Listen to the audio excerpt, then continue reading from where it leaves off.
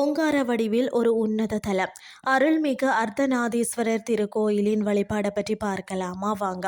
சிவனும் சக்தியும் ஒன்றே என்பதை உலகிற்கு பறைசாற்றும் உன்னத திருத்தலம்தான் நாமக்கல் மாவட்டம் திருச்செங்கோட்டில் அமைந்துள்ள அர்த்தநாதீஸ்வரர் திருக்கோயில். இந்த ஆலயத்தின் வியக்க வைக்கக்கூடிய சிறப்புகளை பற்றி தான் நாம் இன்றைக்கு பார்க்க போறோம். ஒரே திருமேனியில் சிவசக்தி, அதாவது மூலவர் வடிவம். இந்த தலத்தின் மிக முக்கிய சிறப்பு இங்கு சிவபெருமான் மற்றது பார்வதி தேவி ஆகிய இருவரும் இணைந்து அர்த்தநாதீஸ்வரராக காட்சி அளிப்பதே ஆகும். வலப்பக்கம் சிவனாகவும் இடப்பக்கம் சக்தியாகவும் ஒரே திருமேனியில் அருள் பாலிக்கும் இந்த மூர்த்தி ஒரு சுயம்பு மூர்த்தியாகும். அதாவது மனிதர்களால் செதுக்கப்படாமல் தானாக உருவானதாகவும் சொல்லப்படுகிறது. அதாவது திருச்செங்கோடு என்பதற்கு அழகிய செந்து நிற மலை என்று பொருள்.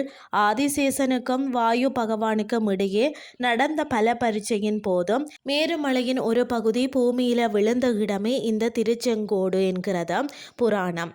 ஆதிசேஷனின் ரத்தம் சிந்தி இந்த மலை செந்நிறமாக மாறியதாக கருதப்படுவதால் இதற்கு நாககிரி என்ற பெயரும் உண்டாம். வற்றாத தேவதீர்த்தம், அதாவது சுவாமியின் பாதத்துக்கு கீழே தேவதீர்த்தம் என்ற சுனை உள்ளது.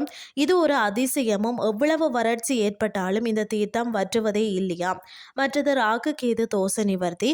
இங்குள்ள மலைப்பாதையில் சுமார் 60 அடி நீளமுள்ள பிரம்மாண்டமான 5 தலை நாகர் சிலை உள்ளது. ராகுகேது தோஷம், நாகதோஷம் மற்றது கால சர்ப்ப தோஷம் இருக்கிறவங்க இங்கு வழிபடுவது மிக சிறந்த பலனை தரும். மற்றது பார்த்தீங்கன்னா, பிரிந்திருக்கக்கூடிய தம்பதிகள் ஒன்று சேரவும், திருமண தடை நீங்கவும், தம்பதியரிடையே ஒற்றுமை பலப்படவும் இந்த தலத்து அர்த்தநாதீஸ்வர வழிபடுவது மரபாக உள்ளதாம். குறிப்பாக புரட்டாசி மாதத்தில் நடைபெறும் கேதார கௌரி விரதம் மிகவும் பிரசித்தி பெற்றதாம்.